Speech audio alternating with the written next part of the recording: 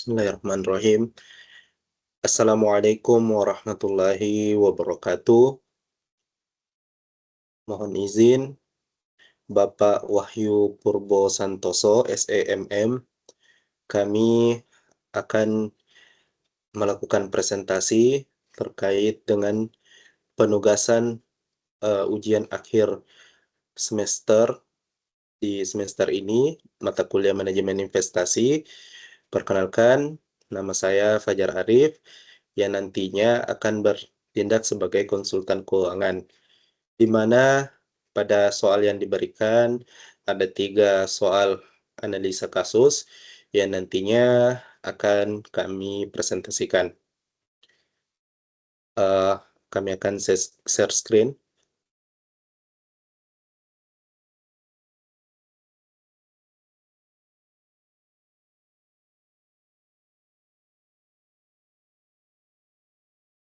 Nah, kami akan melakukan evaluasi investasi terkait dengan instrumen saham, obligasi, dan kinerja portofolio yang telah dimiliki oleh atau yang sudah tercantum dalam soal.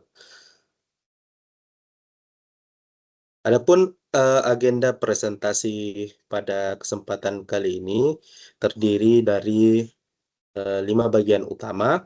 Yang pertama adalah latar belakang dan tujuan daripada analisis. Yang kedua, kita akan menganalisis terkait instrumen saham menggunakan Gordon Growth Model. Yang ketiga terkait dengan penilaian harga wajar dari suatu obligasi. Yang keempat, evaluasi kinerja portofolio. Ini nanti akan menggunakan indeks STERK dan Jensen.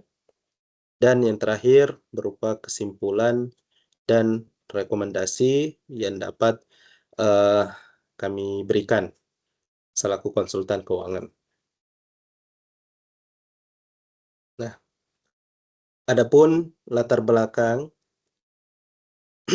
investor pada kasus ini memiliki dana yang akan ditempatkan pada beberapa instrumen, khususnya instrumen saham, obligasi, dan ada satu portofolio investasi aktif. Namun, seiring perubahan kondisi pasar dan risiko, investor ingin mengetahui apakah keputusan investasi tersebut masih layak untuk dipertahankan atau ditambah atau justru dikurangi. Nah, oleh karena itu diperlukan analisis yang objektif dan terstruktur. Nah, adapun dari tujuan daripada analisa kita nanti ini, yang pertama kita akan menentukan apakah saham yang dianalisis berada pada kondisi under value atau over value. Yang kedua, kita akan menentukan apakah harga obligasi berada pada harga premium atau diskon.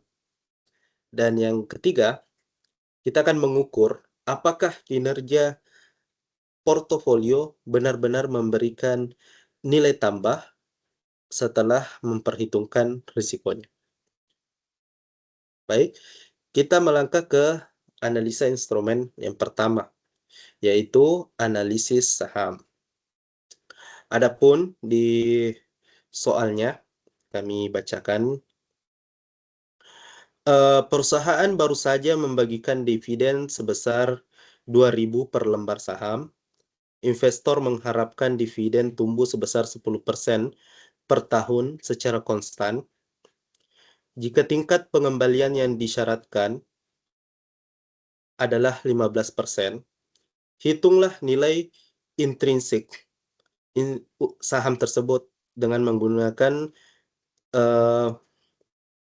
model pertumbuhan konstan atau Gordon Model. Jadi itu soalnya, dan data-data yang dicantumkan dalam soal seperti yang tercantum dalam slide ini. Nah, kemudian kita mencoba menganalisis dengan menggunakan model Gordon Growth. Model yang digunakan ini adalah model Gordon Growth, yang mana model ini mengasumsikan dividen tumbuh secara konstan dan cocok untuk perusahaan yang stabil. Adapun rumusnya seperti yang tertera di slide, nilai saham sama dengan dividen tahun depan dibagi selisih antara required return dan tingkat pertumbuhan dividen. Nah, adapun perhitungannya, dividen tahun depan dihitung dengan mengalihkan dividen terakhir dengan 1 ditambah tingkat pertumbuhan. Hasilnya, dividen tahun depan yaitu sebesar 2.200. Ini hasilnya dari perkalian 2.000 kali 1,1 menghasilkan 2.200. Nah, ketika kita memasukkannya ke dalam rumus Gordon, maka nilai intrinsik saham tersebut adalah sebesar 44.000 per lembar.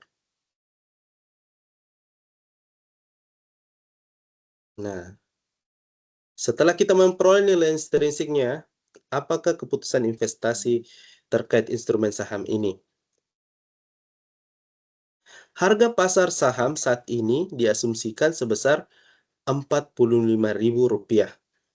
Karena harga pasar lebih tinggi daripada nilai intrinsik, maka saham ini berada pada kondisi overvalue. Artinya apa? Dari sudut pandang fundamental dan asumsi yang digunakan, saham ini tidak direkomendasikan untuk dibeli pada harga saat ini karena harga sahamnya overvalue sehingga tidak direkomendasikan. Oke, next. Kita lanjut untuk menganalisa terkait dengan obligasi. Oke, saya bacakan terlebih dahulu soalnya.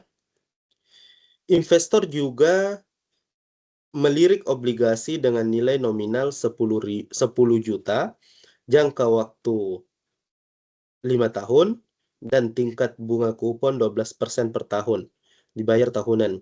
Jika tingkat bunga pada saat itu, maksudnya pada saat ini adalah 10%, tentukan harga wajar obligasi tersebut.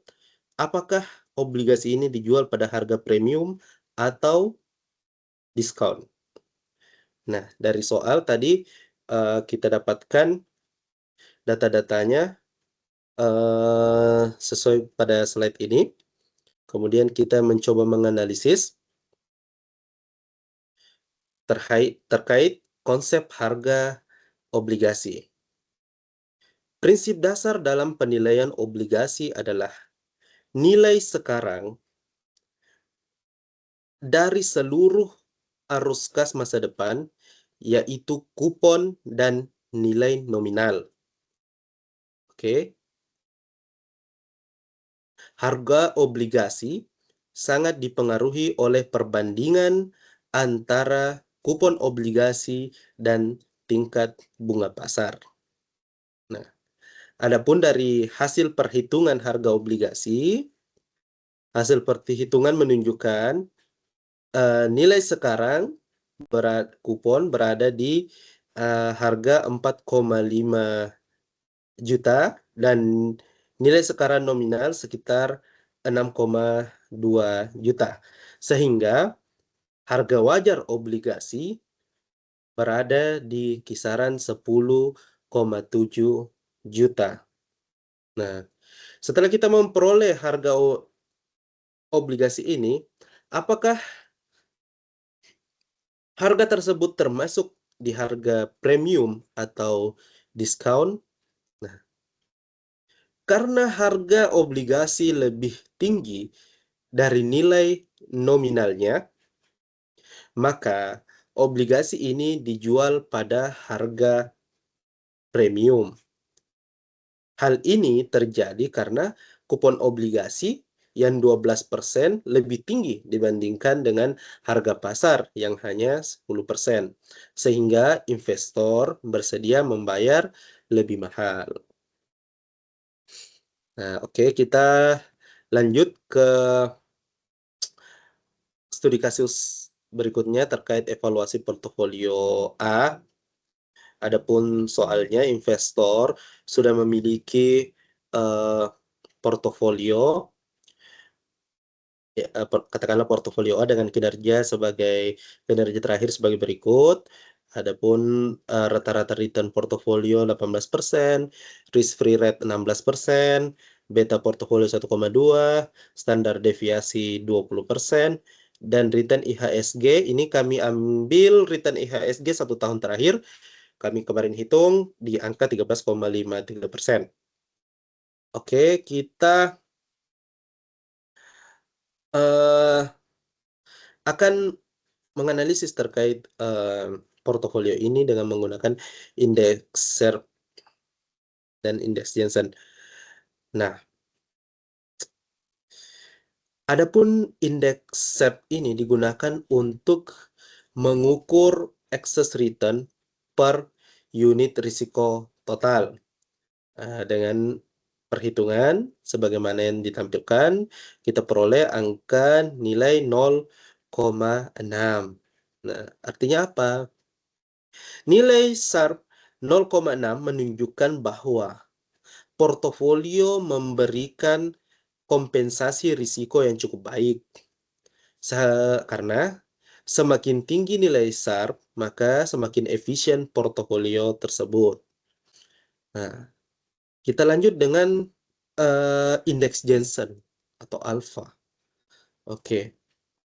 Nah, selain SERP tadi, kita menggunakan indeks Jensen untuk mengukur kinerja manajer dalam mengalahkan pasar. Perhitungannya dilakukan dengan menggunakan pendekatan CAPM. Nah, ini adalah hasil Jensennya.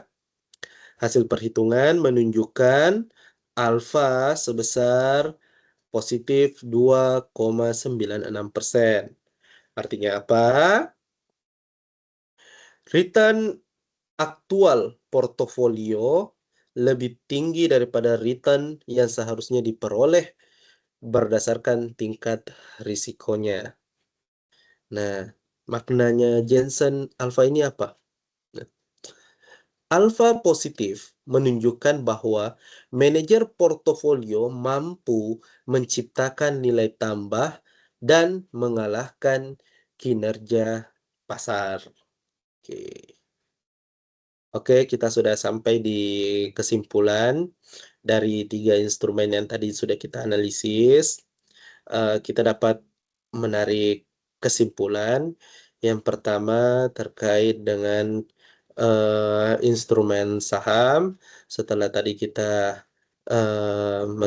menganalisis nilai intrinsiknya, dapat dikatakan bahwa harga saham sekarang itu, yang tadi saham yang kita analisa tadi itu overvalue atau kemahalan, sehingga ya nanti akan ada rekomendasinya juga di slide berikutnya. Nah, untuk obligasi tadi kita analisa juga terkait harga obligasi itu tadi dijual pada harga premium. Dan yang terakhir terkait dengan portofolio yang sudah dimiliki oleh investor,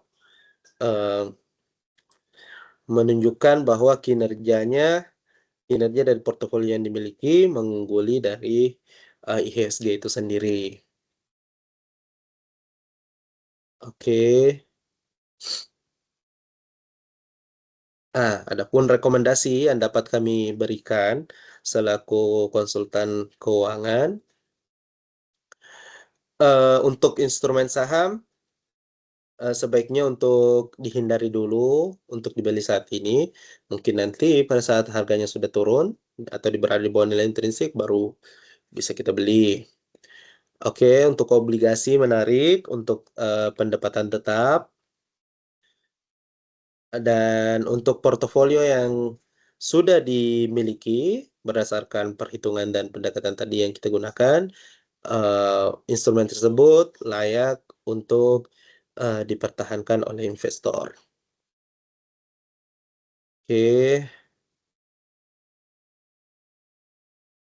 baik, demikianlah presentasi kami pada kesempatan kali ini. Tentunya kami mengharapkan banyak masukan, dan apabila ada kesalahan kami memohon maaf, dan khususnya kepada dosen kami, Bapak Wahyu Purbo Santoso SEMM, apabila terdapat kesalahan kami mohon maaf dan mohon bimbingan dan arahannya. Semoga kedepannya kami dapat mengambil pelajaran dan bisa lebih baik lagi ke depannya.